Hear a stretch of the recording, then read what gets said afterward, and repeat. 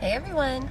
At Betty's this week, we have been calling for your healthcare stories, particularly from younger women. Just what life experiences have you had that caught you off guard, or health related, wellness related experiences have you had that you think other women could learn from?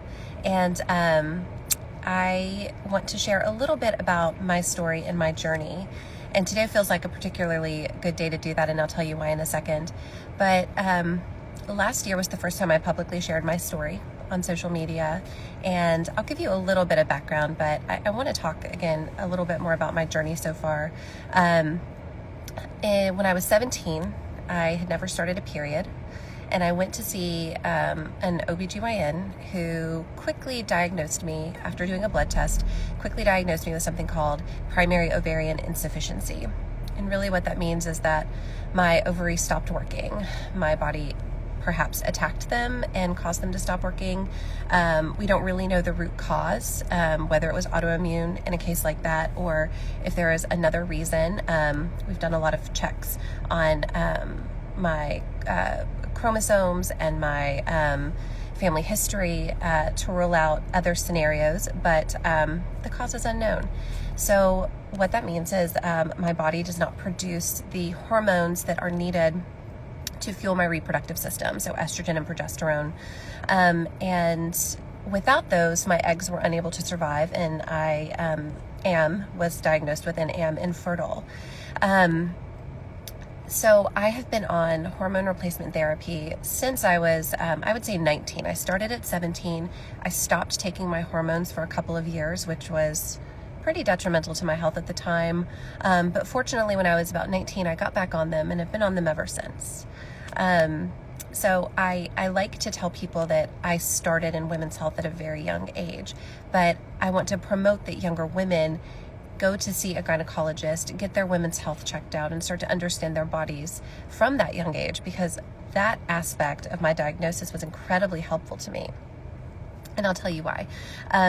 This week, I have a few healthcare related tests that are happening.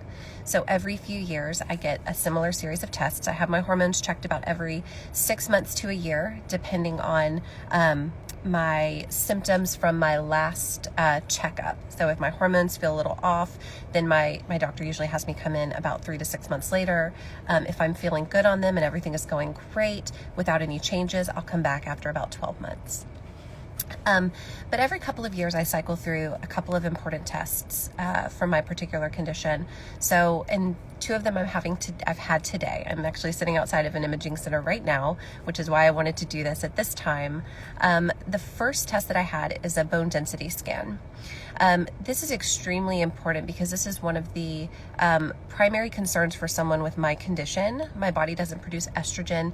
Estrogen helps women with their bone density. This is why older women struggle with osteoporosis, because their body is no longer producing estrogen, and they go into menopause. If they go into earlier menopause, their risk of osteoporosis increases. Well, in my case, my primary ovarian insufficiency has essentially made me postmenopausal. So I need to get a bone density scan every few years to make sure my bones are healthy. Now, I mentioned when I was 17, I started hormone replacement therapy for a while, and then I stopped taking it. Well, when I went back to the doctor at 19 to get back on something, I had a bone density scan, and I had very early stage osteoporosis, or pre-osteoporosis, something called osteopenia. After being on estrogen, though, for a period of time, that osteopenia went away. My bones continued to develop, and I was fortunate enough to not have to take any medication associated with it. So I do not do a good job of taking my calcium supplements, which I'm supposed to do.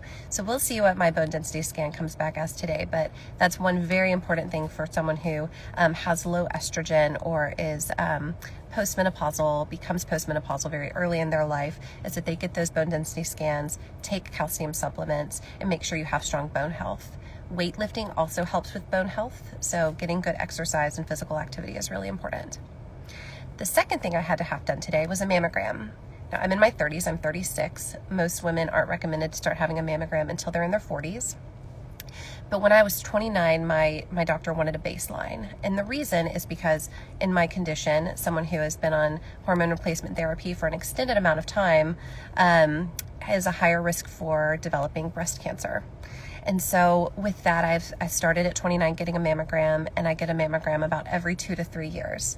So this was my year to get a mammogram, which is not a fun experience, but for the most part, the place I go makes it pretty comfortable, and there are no issues there. So I'm hopeful that everything comes back clear. It always has, but it's good to keep up with this regular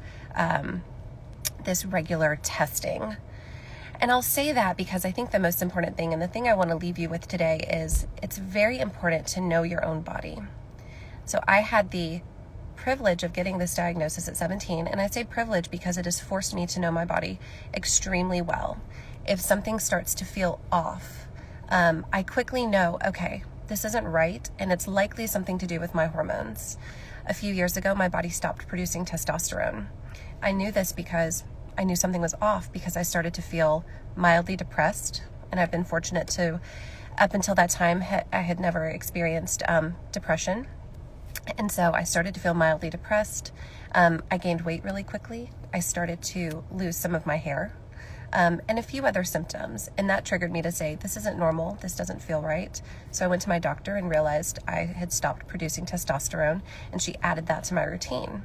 And that's a balance. We've had to balance my testosterone, estrogen, and progesterone supplements to make sure that I feel good.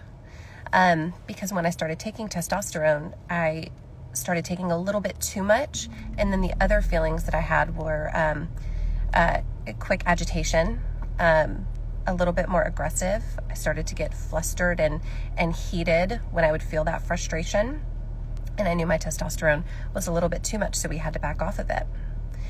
Well, recently I've been feeling some other symptoms that are atypical. So the hormone replacement therapy that I'm on causes me to have symptoms on a very regular basis. So I take progesterone 10 days out of the month. When I stop taking that, that produces, or actually toward the end of taking that, around day 8, that usually kicks me into a series of bleeding. It's not a period, it's not a menstrual cycle because I don't ovulate, but I do bleed the lining of my uterus. And with that, I know exactly what to expect. I know when I'm going to start feeling a little bit moody. I know when I'm going to start cramping. So I have a very regular schedule. So when something feels off for me, I know that something is happening. So recently I've had some symptoms that I've been having checked out. So one is pelvic cramping at an unusual time. Another is I've had some painful sex.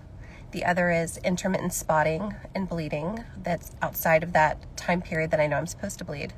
Backaches, really associated with that pelvic cramping, that's been pretty intense.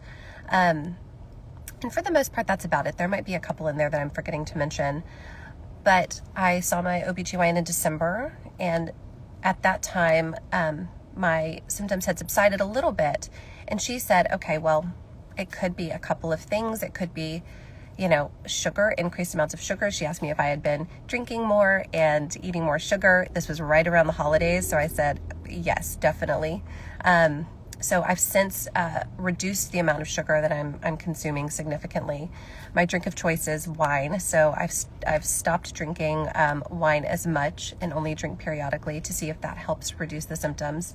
And I might not have been giving it quite enough time for that to take effect, but the symptoms have returned, and she said if they return, I want you to come in and have an ultrasound. So later this week, that's what I'm going to be doing. On Friday, I'm going in for an ultrasound and to talk to my GYN again about those symptoms. It could be a cyst, it could be nothing, it could be the hormones, but she just wants to check it out and rule out any concerns that may be more visible. So with that ultrasound, a couple of notes about that.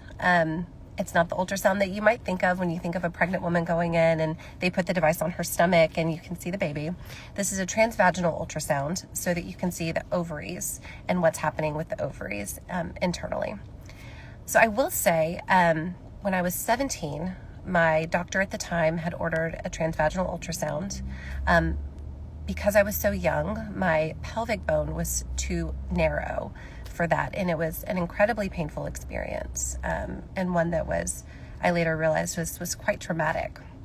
Fortunately, as I got older, though, my body further developed and I was able to have a transvaginal ultrasound without any pain. They are mildly uncomfortable. They're actually, I would say, for me, they're a bit more comfortable than a pap smear, which is also only mildly uncomfortable. So if you've never had a pap smear or a pelvic exam, those things can be mildly uncomfortable, but they shouldn't be painful. A transvaginal ultrasound isn't painful. And I will say, I think as a woman, I feel pretty fortunate that we are able to have those types of diagnostic tools to be able to see what's happening with our bodies. And I say that because otherwise we would have to get MRIs. And for the number of ultrasounds and other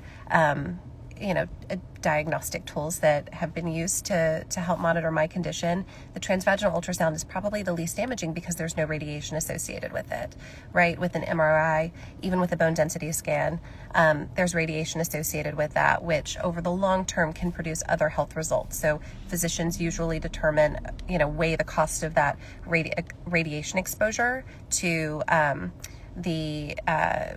what they're trying to diagnose. So I feel pretty fortunate that we're able as women to have these tools available. And some are coming out on the market that are a little bit more advanced.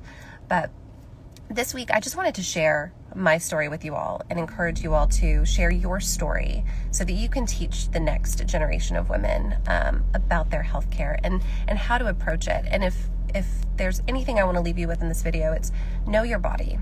You know your body better than anybody does because you understand your symptoms. You know what's normal for you and what isn't. And I think it's incredibly important that you track those symptoms so that you can learn even better. So you can learn what's regular, what is irregular, because it's up to you to manage your healthcare and make sure that you stay well.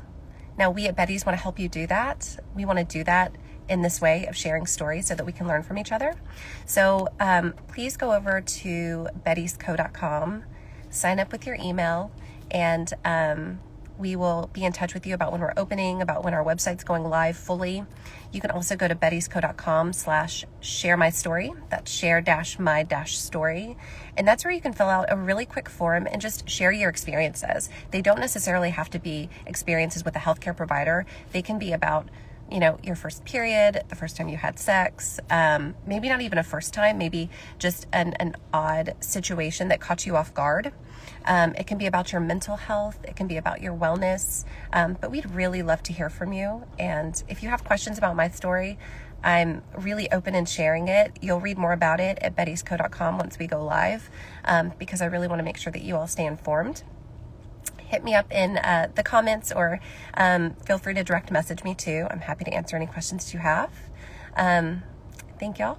Love you guys so much. And I'll be back soon with more about my story.